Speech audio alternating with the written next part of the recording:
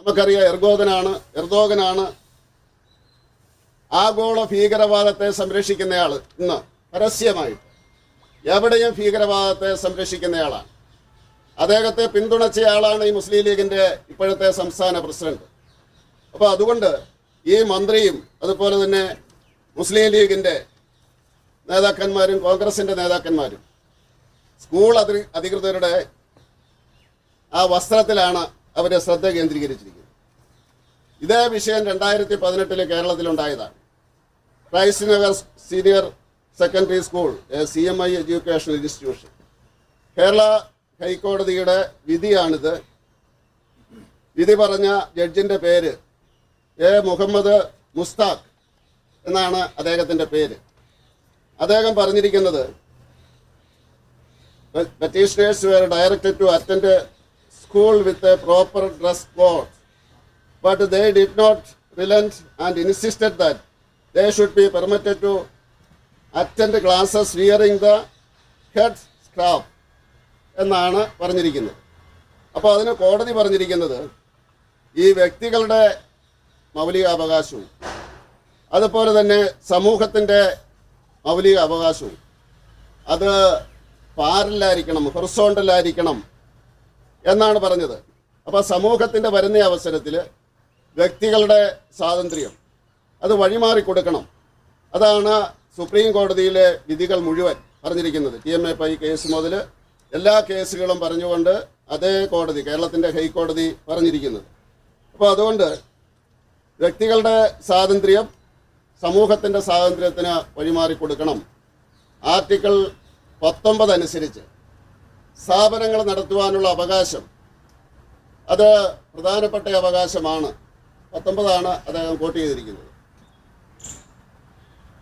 25 article 25 നിബന്ധനകൾക്ക് വിധേയമാണ്. അതുകൊണ്ട് തീർച്ചയായിട്ടും അത് ഈ കേസിൽ ഇങ്ങനെയുള്ള കാര്യം വരുമ്പോഴേ സമൂഹത്തിൻ്റെ ഒപ്പം നിൽക്കുകയാണ് വേണ്ടത് എന്നാണ് പറഞ്ഞിരിക്കുന്നത്.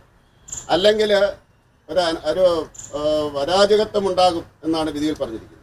അതിൻ്റെ അവസാന ഭാഗത്ത് if the petitioners approach the institution for transfer certificate, the school authority shall issue transfer certificate without making any remarks. No doubt, if the petitioners are willing to abide by school dress code, they shall be permitted to continue in the same school എന്നാണ് കോടതി പറഞ്ഞിരിക്കുന്നത്. ഇപ്പം വിദ്യാഭ്യാസ വകുപ്പ് മന്ത്രിക്ക് ഇതറിയില്ല. അവരുടെ സർക്കാർ തന്നെയല്ലേ 2018 ഇവിടം ഭരിച്ചുകൊണ്ടിരുന്നത്. അതേ വിധിക്കെതിരെയല്ലേ ഈ വിദ്യാഭ്യാസ വകുപ്പ് മന്ത്രി പറയുന്നത്. കോടതിയെപ്പറ്റി വാനോളം സംസാരിക്കുന്ന കമ്മ്യൂണിസ്റ്റുകാർ എന്താ ഇപ്പോൾ മറന്നുപോയി? അത് ഉപയോഗപ്പെടുത്താൻ വേണ്ടി, അതായത് അയ്യപ്പൻ്റെ പിടിയിൽ നിന്ന് രക്ഷപ്പെടാൻ വേണ്ടിയുള്ള ഒരു ശ്രമമായിരിക്കും. പക്ഷേ മുസ്ലിം ലീഗും കോൺഗ്രസും അവരിതിനെ മുതലെടുക്കുകയാണ്, വർഗീയമായിട്ട് തിരിക്കുകയാണ് നിരന്തരമായിട്ട്. ഈ സ്കൂൾ അധികൃതരുടെ വസ്ത്രത്തെപ്പറ്റി പറഞ്ഞ് ആക്ഷേപിക്കുകയാണ്. അതാണ് ഞാൻ ചോദിച്ചത്. സാരി ഉടുത്ത ടീച്ചറിന് ഒരു കുട്ടിയോട് നീ യൂണിഫോം ധരിക്കണം എന്ന് പറയാൻ അവകാശമില്ലേ?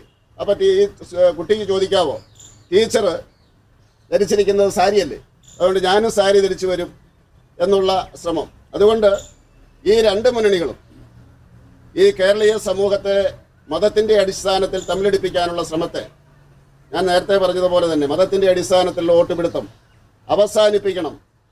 കേരളത്തിൽ 50 ലക്ഷം കുട്ടികളുണ്ട്.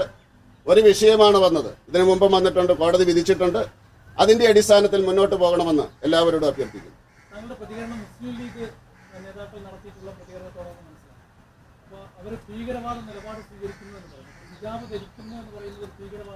അതല്ലല്ലോ ഞാൻ പറഞ്ഞു. അവർ പറഞ്ഞത് സ്കൂൾ അധികൃതരുടെ വസ്ത്രത്തെ പറ്റിയാണ്. അതാണ് ഞാൻ പറഞ്ഞത്. അത് തീർച്ചയായിട്ടും ഈ ഹൈക്കോടതി വിധി പറയുന്നതനുസരിച്ച് ഈ പ്രൈവറ്റ് ഇൻസ്റ്റിറ്റ്യൂഷൻസ് നടത്താനുള്ള അവകാശത്തിനെ അപമാനിക്കലാണ്. അതാണ് ഞാൻ പറഞ്ഞിട്ടുണ്ടല്ലോ, അതല്ലേ അവസാനം പറഞ്ഞത്. ട്രാൻസ്ഫർ സർട്ടിഫിക്കറ്റ് ചോദിക്കുകയാണ്, കൊടുക്കണം. കോടതി പറഞ്ഞിരിക്കുന്നതാണ്. അത് കോടതി പറയുന്നതിനപ്പുറത്തേക്ക് എനിക്ക് പറയാൻ പറ്റില്ല. മാത്രമല്ല, ഡ്രസ് കോഡ് അംഗീകരിക്കുകയാണെങ്കിൽ ആ കുട്ടിക്ക് അവിടെ പഠിക്കാം. കോടതി പറഞ്ഞ കാര്യമാണ്, എൻ്റെ നിന്ന് ഞാൻ കൈയിട്ടതല്ല. അപ്പോൾ അതുകൊണ്ട് ഇതിൻ്റെ അകത്തെല്ലാം ഉണ്ട്. എല്ലാവരും ഈ വിധി വായിച്ചു നോക്കട്ടെ. 2008 ഡിസംബർ മാസം 4-ാം തീയതിയിലെ വിധിയാണ്. ആർട്ടിക്കിൾ 19 അനുസരിച്ചുള്ള അവകാശങ്ങളെ ആക്ഷേപിക്കരുത് എന്നാണ് എനിക്ക് പറയാൻ. യൂണിഫോമുള്ള ഒരു സ്കൂളിലും ഒരു കോളേജിലും ഉണ്ടായിട്ടില്ല.